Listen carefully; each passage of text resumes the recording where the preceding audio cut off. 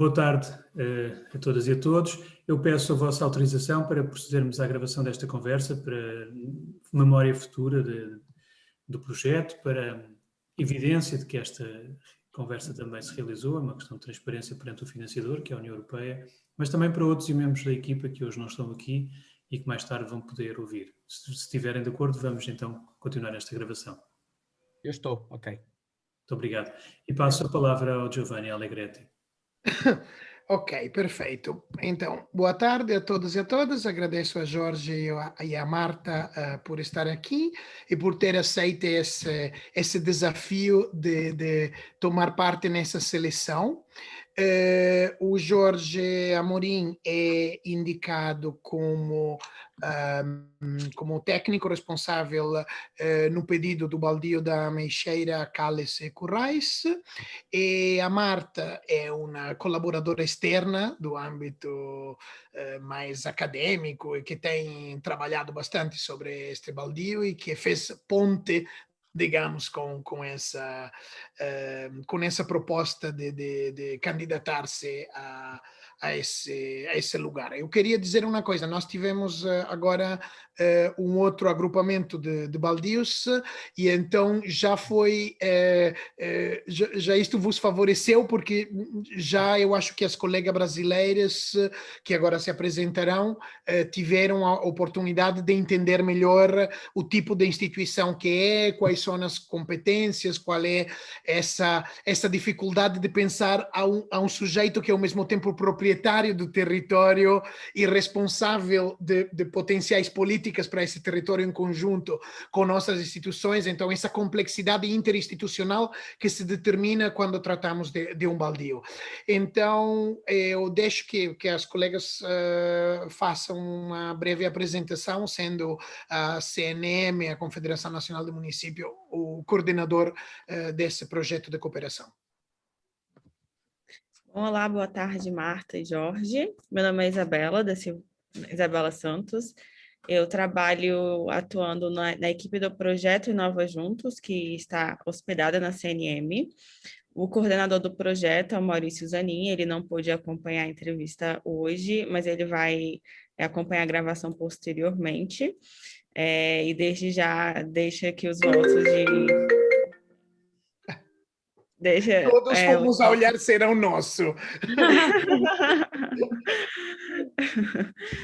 Os votos de boa sorte, as expectativas que a gente tem aí para o projeto, nessa troca de experiências, de conhecimentos entre o Brasil e Portugal. E também em nome do nosso presidente, Vladimir Aroldi. Eu estou atuando especificamente como especialista de inovação do projeto. A outra parte da equipe também está aqui acompanhando a entrevista, elas até podem se apresentar depois. Mas só para explicar um pouquinho da introdução do que a gente está fazendo nas entrevistas, a CNM, que é a Confederação Nacional de Municípios aqui do Brasil, a gente reúne e representa os municípios de todo o país, sendo que a gente já tem aí 5.200 filiados à entidade. A gente agora está fazendo também o nosso processo de seleção para essa primeira fase. A diferença é que agora nós temos 4 vagas, diferente de Portugal, que vai selecionar 12 candidaturas, e aí entre essas 4 vagas a gente recebeu aí mais de 51 candidatos. Então, a ideia agora é acompanhar as entrevistas de Portugal, e aí na próxima semana a gente vai iniciar o processo de entrevistas aqui do Brasil, para ir até meados de março a gente já ter essa composição da primeira fase do projeto finalizada. Mas muito interessante ouvir tanto um pouco do que vocês esperam do projeto, quais são as expectativas em relação ao Brasil, em relação a Portugal e um pouco das experiências que vocês podem compartilhar conosco. Muito obrigada, é um prazer conhecê-los desde já. Passo aqui para as meninas se apresentarem também. Olá, boa tarde a todos. Como a Isabela disse, faço parte também da equipe do Inova Juntos. Meu nome é Railise e eu estou atuando ali como assistente técnica, juntamente com a Lorena. Olá, boa tarde. Meu nome é Lorena, estou atuando como assessora junto com a Railise e com a Isabela aqui na Confederação Nacional de Municípios. E desde já é um prazer conhecê-los. Boa sorte também. Olá, boa tarde. O meu nome é Nelson Dias, sou da Oficina, que é uma das entidades que colabora no projeto Inova Juntos. Oi, boa tarde. Meu nome é Marbeli Faria e eu estou aqui acompanhando as entrevistas com Portugal e a CNM.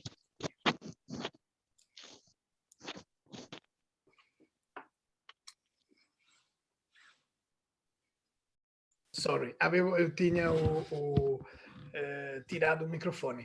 Então podemos avançar e como primeira coisa vos pediríamos de contar-nos um pouco, digamos, desse âmbito em que vocês imaginaram a cooperação do vosso lado, no sentido qual é a história que vocês gostariam de partilhar e como é que imaginam que possa ser útil para os colegas brasileiros e dos outros 8 países latino-americanos que poderão ser participantes do projeto na seleção desse intercâmbio. Tá bem. Eu só dizer que eu, como bem diz o Giovanni, eu sou colaboradora externa. De facto, eu fiz vários voluntariados com o Baldio da Meixieira, fazendo eventos de plantação, de reflorestação no baldio, e também o meu doutoramento é sobre baldios, não a Baldio da Meixieira, mas sobre o baldios geral. Tenho outros casos de estudo e também baldios na Espanha, eu sou espanhola, na Galiza. Mas por isso eu acho que é melhor deixar a palavra primeiro ao Amorim, ao Jorge Amorim, só dizer que eu acho este caso especialmente inovador dentro do que eu conheço dos baldios em Portugal, porque tem uma visão muito mais participativa da sociedade no geral, não só dos habitantes do baldio, porque os baldios pertencem às comunidades que vivem numa determinada freguesia, mas permite que outras pessoas que vivem fora dessa freguesia, eu por exemplo, eu vivia em Aveiro, podem participar no desenvolvimento de um território e num assunto tão importante em Portugal como são as florestas, onde há incêndios que são catastróficos cada ano, com não só perdas em termos materiais e humanos, mas também do solo, que é o principal substrato que promove a vida no planeta. Então, pronto, eu acho que eu deixo aí a palavra ao Jorge para explicar o que eles estão a fazer, porque têm feito muita coisa desde 2016, sobretudo, e é muito interessante. Muito obrigada. Obrigado, Marta.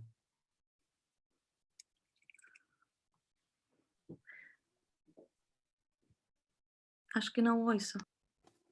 Estão a ouvir? Estou. Sim, estamos a ouvir.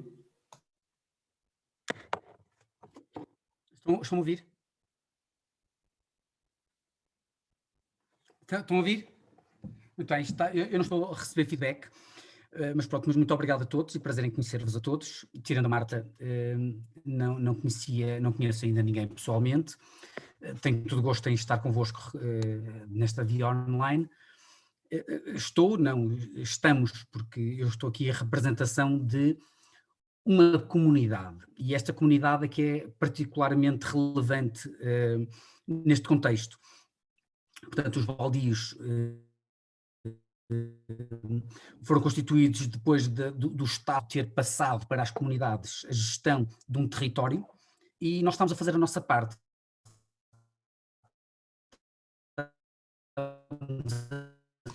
A ligação não tentar gerir da melhor forma. A ligação não está estão a com ouvir? cortes. Não, de vez em quando. Mas eu também não vos estou a ouvir. Deixa-me lá ver Se calhar tira a câmara, Jorge. Desculpa? Tirar o vídeo, às vezes funciona. Sim. Deixa lá ver aqui, stop vídeo. Desculpa, já estou com o vídeo outra vez. Estão a ouvir bem? Estão a ouvir? Ok. Pronto, como eu estava a dizer, eu represento um grupo de pessoas que representam por si uma parte do território nacional, que tem alguns metros quadrados, são 247 mil metros quadrados, portanto é um baldio, e este baldio, tal como todos os outros, era uma parte do território que era gerido pelo Estado até algumas dezenas de anos atrás e que nos foi confinado não, nos foi confiado a uma comunidade. Esta comunidade também foi envelhecendo e algumas das pessoas que deram muito por este baldio, incapazes e sobretudo depois de um incêndio grande, devastador, como tivemos em 2016, a vossa imagem bloqueou.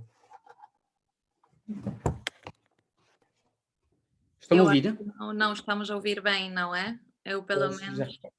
Já reparei que não. Com alguns cortes na ligação. Eu estou aqui a mudar de sítio para ver se me conseguem... Estão a ouvir bem agora? Sim, por enquanto sim. Ok, muito bem. Vamos lá ver se eu consigo que me ouçam melhor agora. Marta, estás parada porque não estás a ouvir? Já estou a ouvir, ok.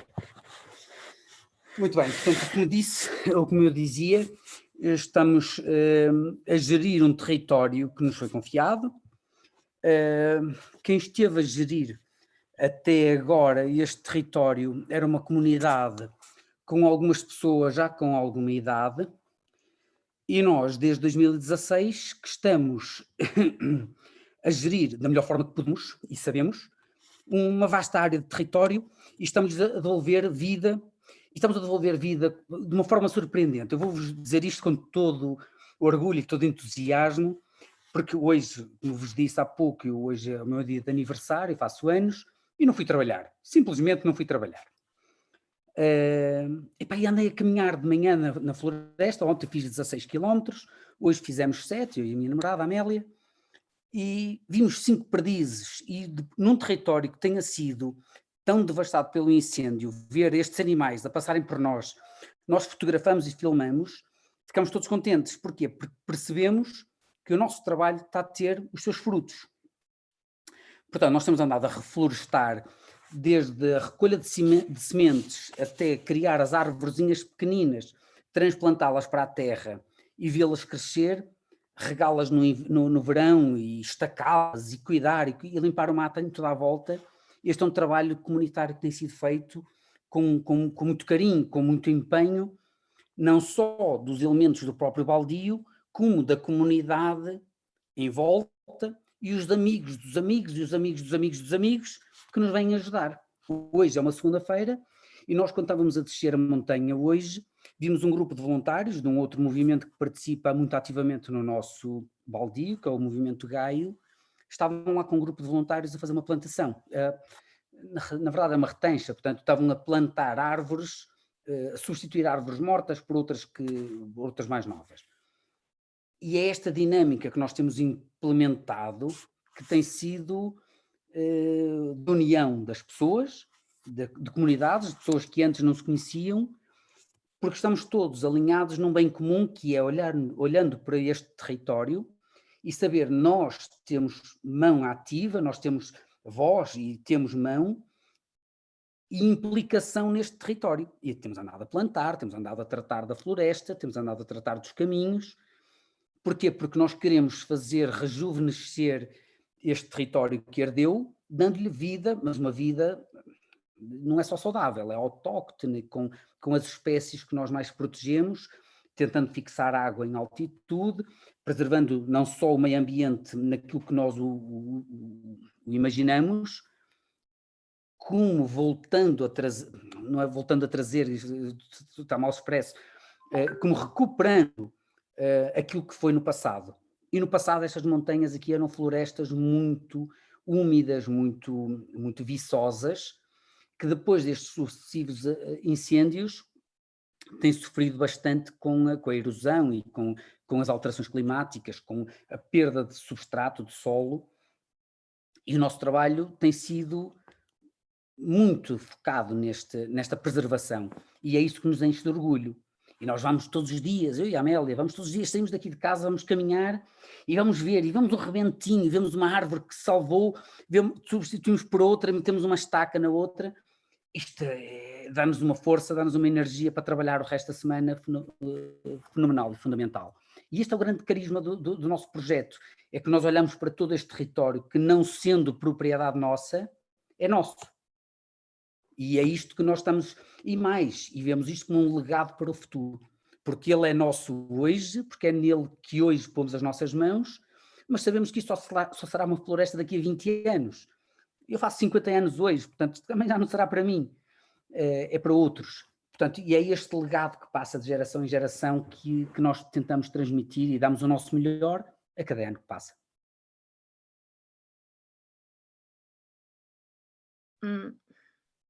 Obrigada, Marta. Jorge. Só adicionar em relação, fazendo a ponte ao que estavam a perguntar o que esperam do projeto, não sei, só dizer que este projeto é muito importante, que o que o Jorge e o seu projeto está a criar é um novo paradigma de relação entre comunidades e a sua serra e o seu território, que isto se tem desde as reflorestações da ditadura, como bem diz o Jorge, estes terrenos foram expropriados e reflorestados, e há um paradigma florestalista muito forte em Portugal que eles estão a tentar mudar e plantando espécies também que são mais resistentes a mudanças climáticas. Então tem a ver com desenvolvimento territorial, criar novas relações diferentes entre a população e o território, e também com mudanças climáticas, Claro. adaptar a novos usos também. O nosso principal recurso claramente não é o retorno financeiro da utilização do espaço, claramente não é. O nosso principal recurso é a natureza. Primeiro, fixação de água e respeito pela biodiversidade.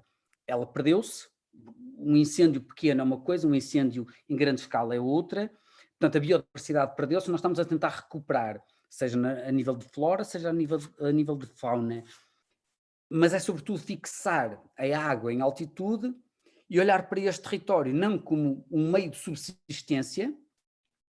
Infelizmente a pecuária já não é tão intensamente utilizada neste território, portanto já não há aquela necessidade de termos os animais a ir para o monte para se alimentarem, nem as populações irem ao monte buscar lenha. Portanto, nós temos que fixar lá os animais que devem ficar na montanha, e estamos a falar de uma altitude, o nosso baldio situa-se entre os 400 metros de altitude e os 1100 metros de altitude, não, mas é algo significativo. Portanto, nós tentamos fixar em altitude aquilo bem mais precioso, que é o substrato, é o solo, que demora séculos a desenvolver-se, portanto temos que fixar, são as plantas que melhor o fazem, e fixar a água. E claro que associado a isso vem todos os outros animais e os recursos. Para nós o recurso é toda esta biodiversidade. Isto são os principais recursos. O que acho interessante em relação à entrevista que tivemos com os baldios anteriores é que o vosso foco de atenção é menos a parte, digamos, social e de governança do que a parte propriamente de proteção da biodiversidade. Mas tem outra coisa que me interessa, porque as colegas brasileiras pode ser passada a ideia anteriormente que o baldio é uma comunidade de residência num território. Em vez do que vocês estão a mostrar-nos é que essa comunidade de uso e de valorização de um território pode ser mais ampla daquela formalmente titulada. a tomar decisões sobre o destino de um baldio, e que o vosso interesse é aquele de construir em torno a essa potencialidade de reconstrução da biodiversidade, de que o baldio representa, digamos, o instrumento potencial maior, a construir uma comunidade mais ampla, que pode ser uma comunidade de vivências e científica também, que vai muito mais além dos intitulados a ser compartes. Este é um aspecto interessante porque mostra o uso do baldio como uma alavanca, na verdade, para a construção de uma comunidade maior do que a comunidade formalmente titulada por lei. Eu estou errado a ter interpretado isso? Ou... Não está errado, temos que contextualizar. Tudo o que disse está corretíssimo. Nós temos que olhar aqui a vários aspectos. Temos um aspecto social e demográfico, que são as aldeias que neste momento são titulares do baldio, têm muito poucos habitantes. Eu próprio sou habitante aqui há cerca de 12 anos, reconstruí uma casa que era dos meus bisavós, mas isto aqui são poucas casas e pessoas já com alguma idade, ou muito poucas. A comunidade humana destas freguesias, destas aldeias, é muito pouco densa, muito pouca gente. Portanto, houve necessidade de recuperar as pessoas que eram proprietárias de terrenos aqui e pessoas mais novas. E essa é uma das grandes diferenças do nosso baldio em relação a outros baldios, pelo menos outros baldios que existam aqui na região. Portanto, aqui na periferia existem outros baldios que se organizam de forma diferente. Nós aqui, entre aspas, porque foi de uma forma não só legítima, como bondosa, com boas intenções, nós tomamos conta do baldio sobre algumas pessoas que com alguma idade antes geriam este baldio, mas não tinham a mesma dinâmica que nós temos. Este é um aspecto social. Até hoje, os recursos do baldio foram, na sua grande maioria, investidos precisamente na comunidade.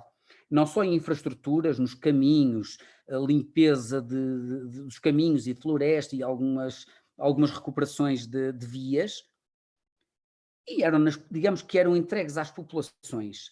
Mas nós em 2016, como a Marta referiu no início, e eu também já o tinha referido anteriormente, em 2016 tivemos um incidente que foi marcante, foi um incêndio que devastou de uma ponta à outra. Ou seja, os recursos que nós tínhamos da floresta, pura e simplesmente arderam, desapareceram. Começamos do zero.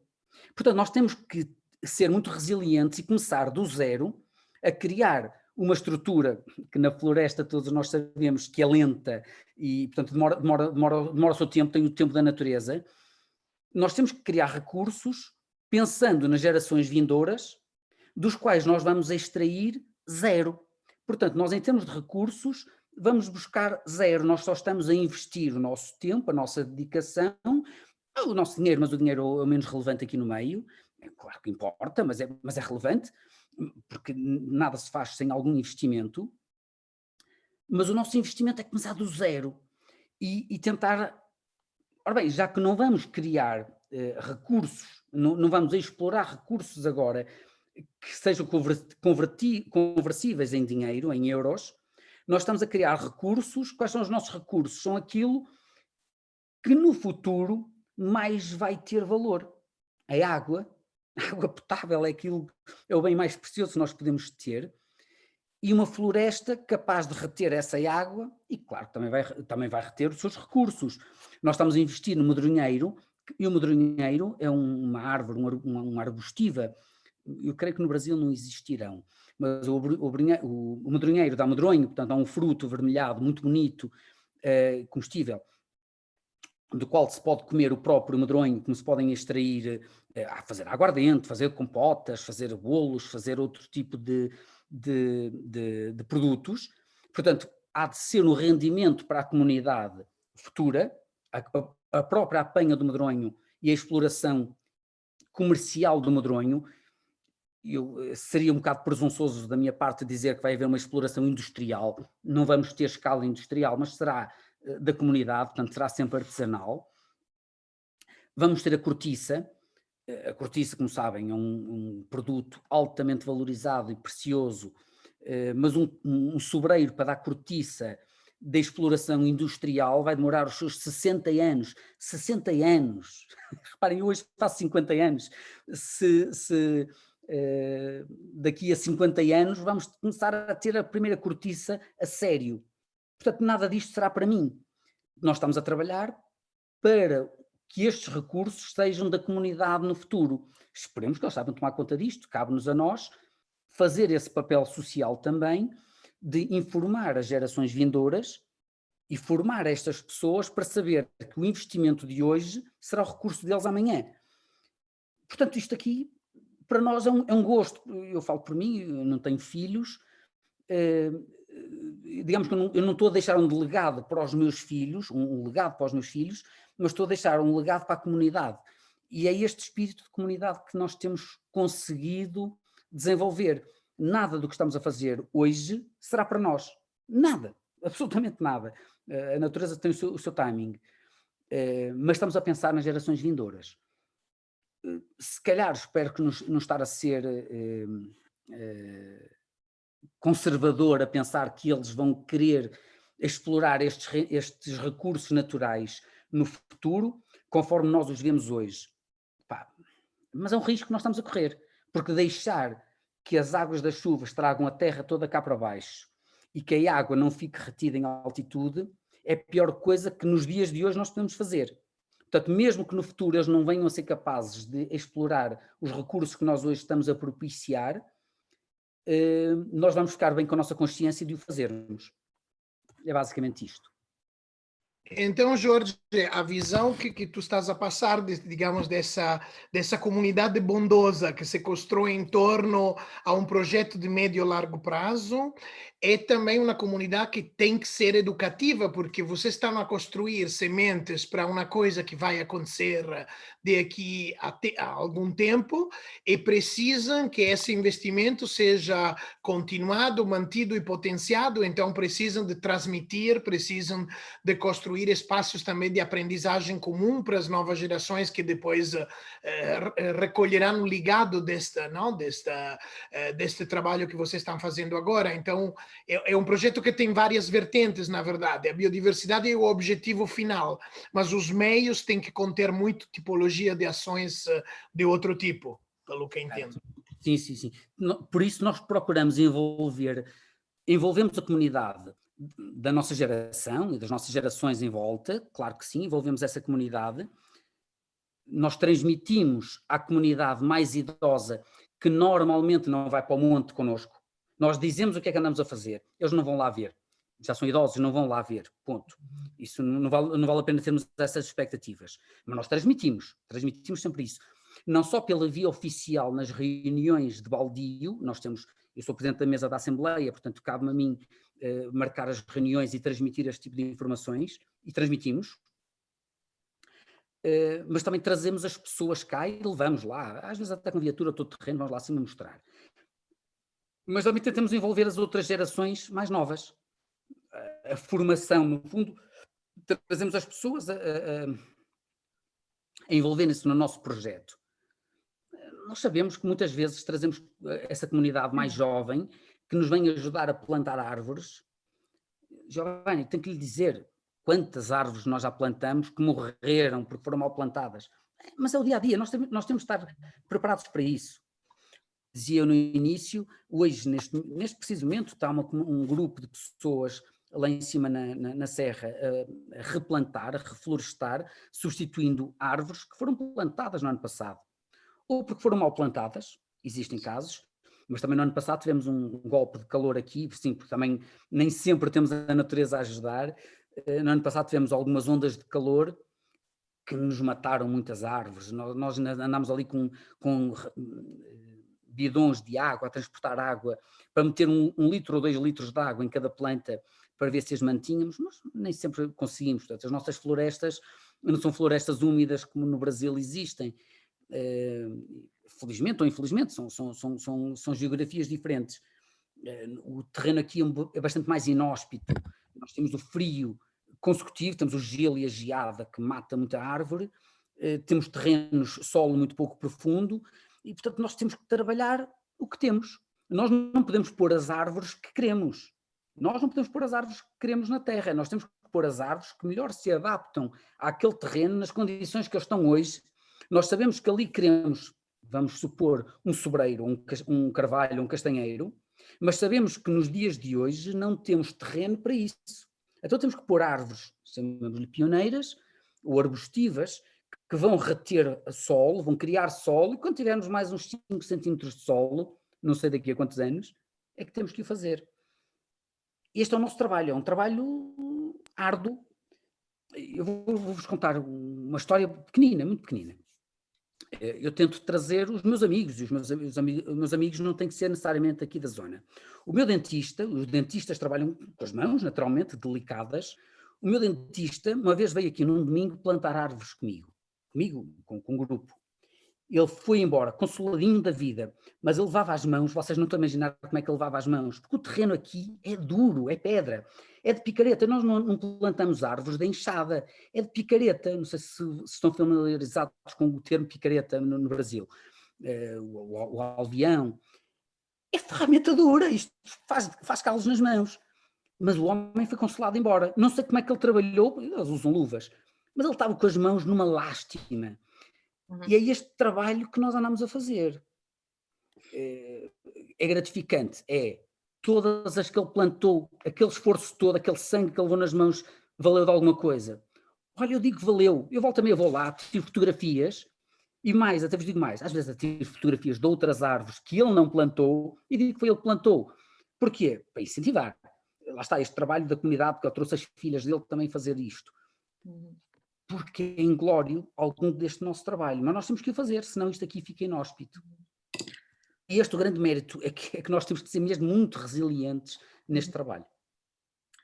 Sim, só adicionar também que, segundo eu sei, também vocês, como disseste, mas para repetir, se não ficou claro, envolvem as escolas nos eventos de plantação. E também todos os anos, eu acho que faz 4 anos ou 6, não me lembro, fazem as vigilâncias, estas florestais, e a ideia é isso, porque as comunidades se têm afastado muito destes terrenos, porque foram geridos pelo Estado, e a ideia é também esta missão de quando tu plantas uma árvore, é a árvore que tu plantaste, e tanto crianças como jovens, como qualquer pessoa que tenha plantado uma árvore, cria-se lá um laço que é também muito importante neste projeto, esta criação de laços com a serra e com os processos ecológicos, que estamos totalmente desligados. Esse é o componente forte educativo do projeto. Primeiro, há estas duas dimensões. Primeiro, a sociedade, as pessoas mais antigas da Terra, por vezes olham com desconfiança para o nosso trabalho. E isto não pode ser descurado. Eles olham com alguma desconfiança. Daí que nós temos que trabalhar essa dimensão das pessoas, da comunidade mais antiga, assim, mas bem estes jovens para aqui, fazer o quê? Eles cá para mim desconfiam, querem alguma coisa mais. Não, nós não queremos, nós queremos apenas aquilo que eles também querem, que é preservar este meio ambiente. Mas também temos essa outra comunidade que há pouco referias, que é a comunidade estudantil. A comunidade estudantil tem que ser atraída para cá para fazer bem ou mal, tem que aprender o que é que se faz e tentar fazer com que eles sintam que esta parte do território de alguma forma também lhes pertence. Portanto, dar este sentimento de pertença. Por fim, a vigilância da floresta, que há pouco referias, é muito importante. Antigamente estes idosos iam para o monte com os seus animais, eles eram os vigilantes da floresta e hoje em dia não o fazem. Então alguns grupos, nomeadamente um outro movimento que colabora connosco, que é o Movimento Gaio, tem organizado de uma forma sistematizada, sim, há 6 anos, não há 4, tem organizado, as escolas estão envolvidas há 4 anos. Essa outra comunidade, o Movimento Gaio, tem organizado vigilantes da natureza. O que são esses vigilantes? Estamos a falar de estruturas informais São pessoas que se dedicam ao território, caminham, passeiam no território, mas enquanto passeiam, não só vigiam pela sua presença física no território, como vigiam com os seus olhos, detectando de uma forma precoce e inicial eventuais incêndios.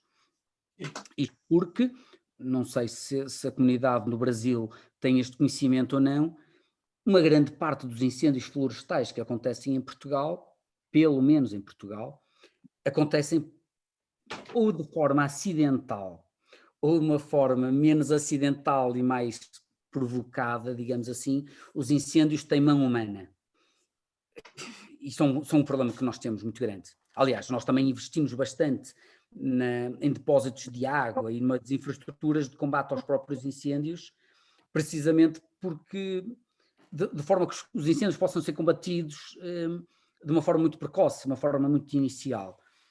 O nosso território aqui, nesta altura do ano, é bastante úmido, mas no verão chega a ser muito seco. Quando temos vento leste, o vento leste é muito seco, traz 30% de umidade relativa apenas no verão, quer dizer que uma chama qualquer que aconteça, o incêndio assume proporções muito grandes e quase impossíveis de controlar. Portanto, nós temos que gerir as próprias espécies florestais que nós colocamos no terreno, procuram criar cortinas e barreiras à propagação do próprio incêndio.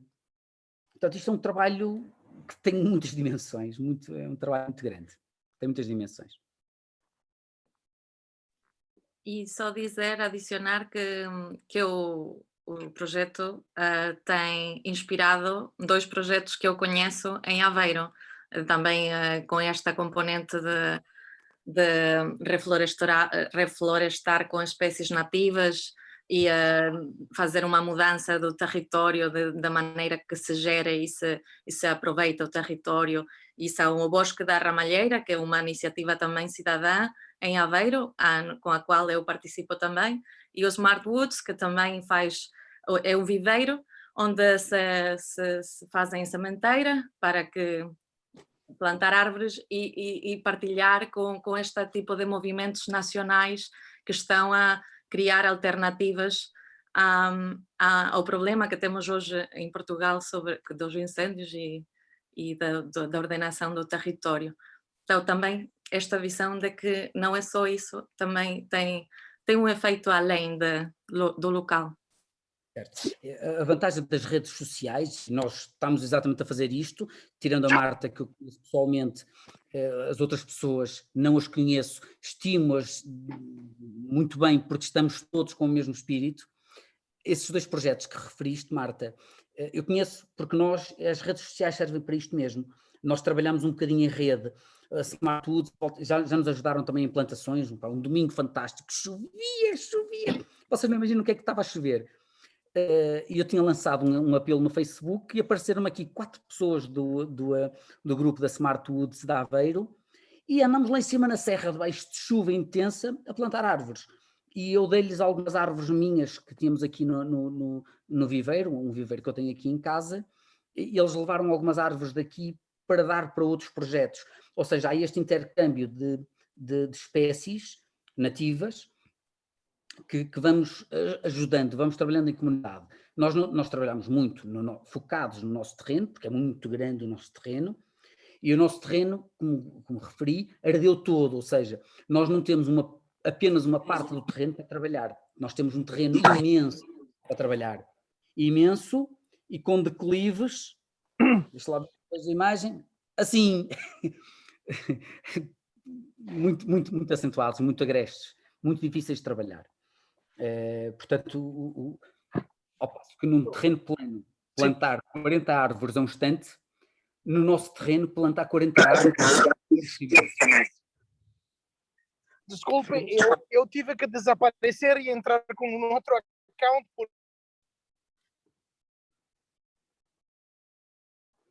então saí e reentrei com outro. Eu queria fazer uma última pergunta, vos agradeço de todos esses esclarecimentos que me dão a impressão que vocês já trabalham de uma forma em rede. e eu queria perguntar-vos um pouco se já tiveram oportunidade no vosso baldio de trabalhar com redes eventualmente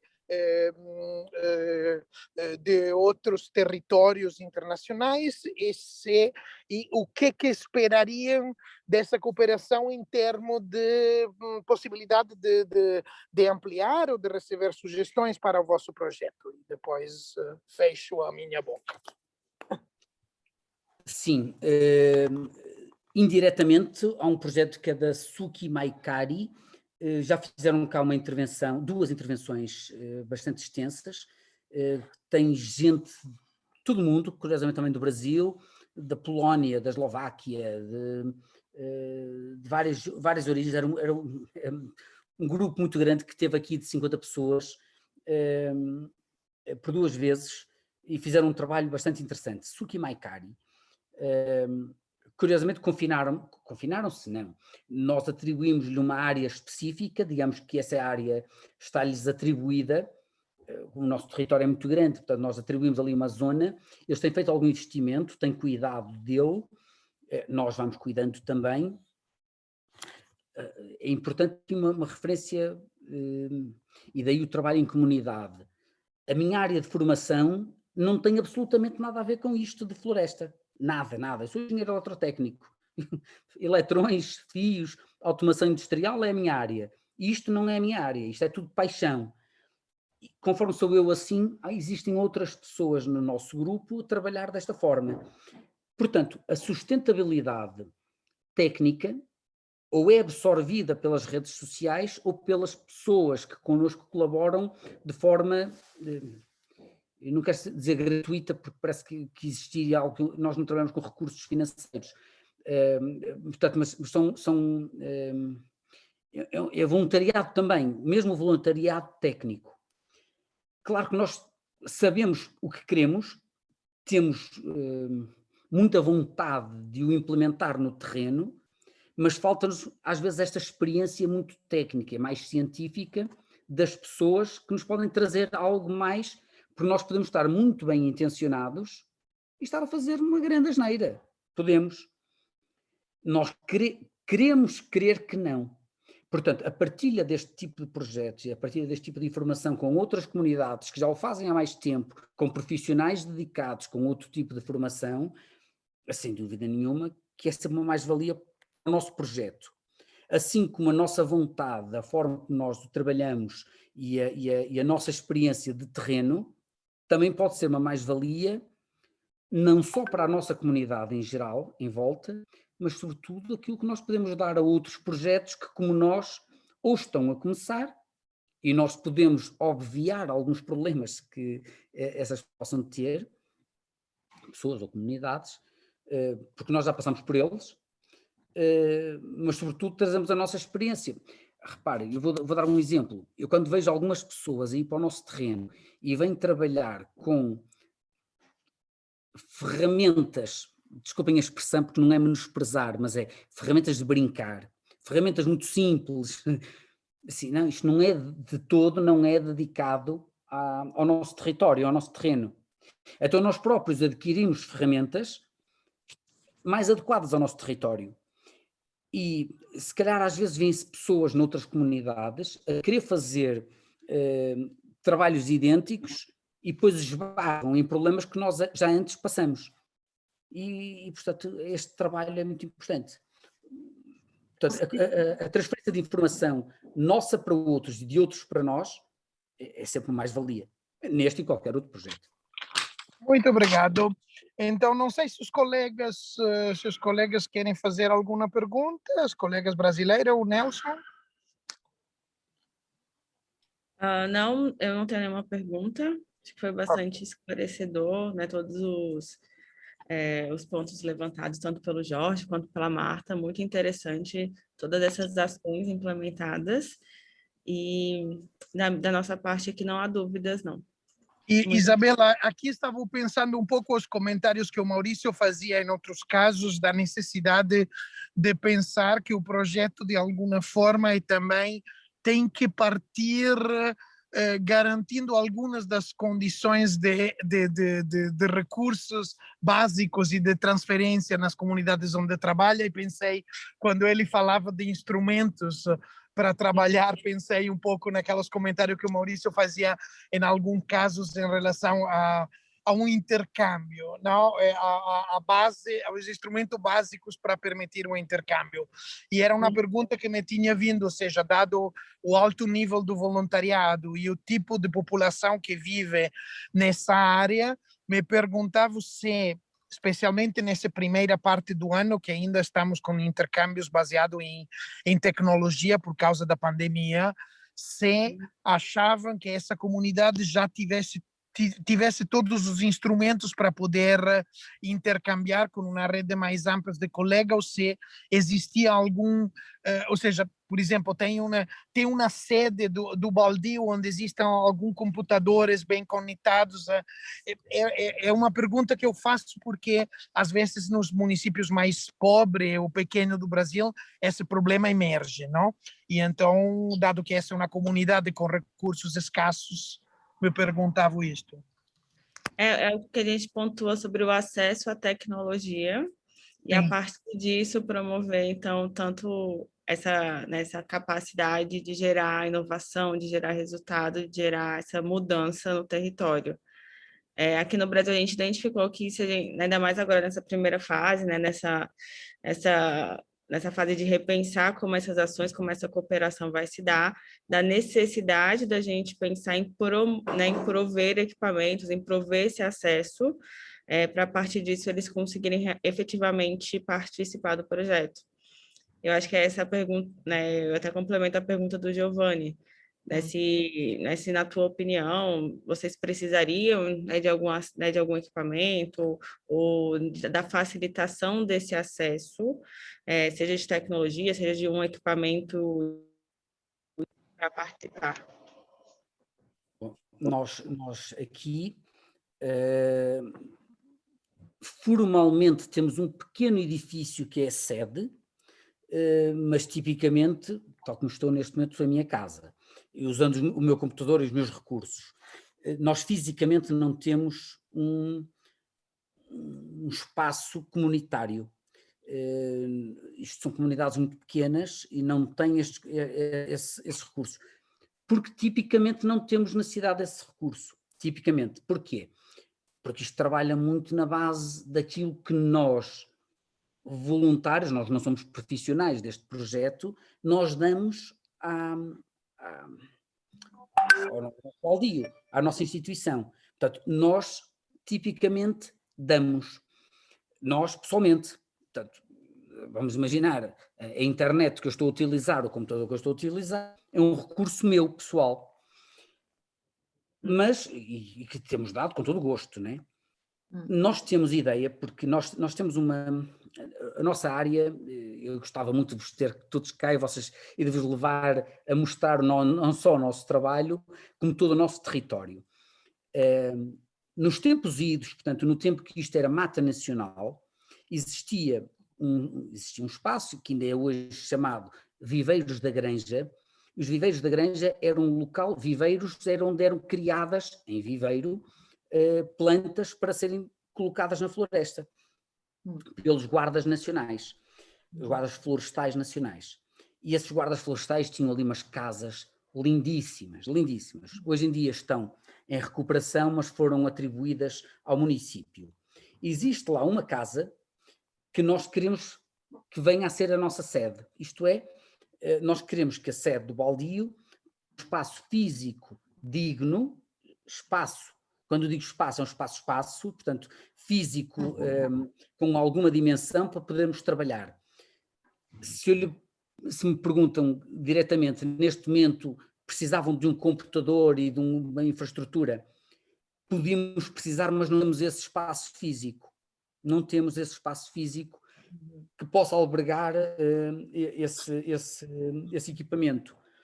Mas vamos criá-lo. Portanto, será talvez no próximo ano, estamos em 2021, portanto 2021 e 2022, vamos ver se conseguimos no decorrer do próximo ano ter um espaço físico sede, onde possamos ter uma sede muito mais formal, e quando eu digo uma sede muito mais formal, é uma sede física onde possamos receber pessoas, onde possamos receber pessoas a colaborar, seja em voluntariado, e onde possam até pernoitar e ter um local de trabalho. Isso sim, isso é um objetivo nosso. Ok. Mais alguma questão, Nelson? Ou podemos... Da minha parte está claro, portanto, não Ok. nada a questionar, nada a Ok, portanto, agradecemos muito, Jorge e Marta, a vossa presença aqui. E em alguns dias vamos vos informar sobre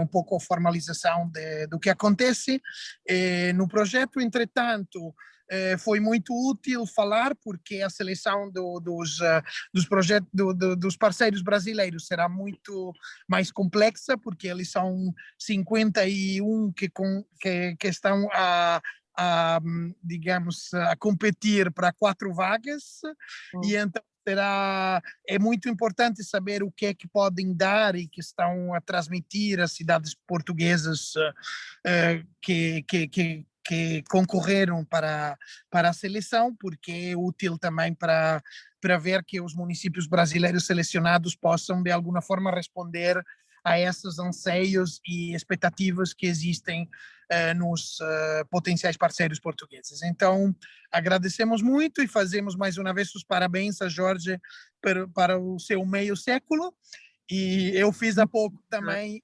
então entendo, tem um momento ao mesmo tempo entusiasmante e preocupante, digamos. O lado entusiasmante, pena não poder fazer uma celebração digna que se faria num ano sem pandemia, mas pronto. Giovanni, eu fiz 49 anos e 12 meses. Aos 49 anos e 15 meses vou decidir se faço os 50 anos ou não. Se já estivermos libertos, aí vou fazer os 50 anos. Para já tenho 49 anos e não sei quantos meses. Me parece um ótimo programa.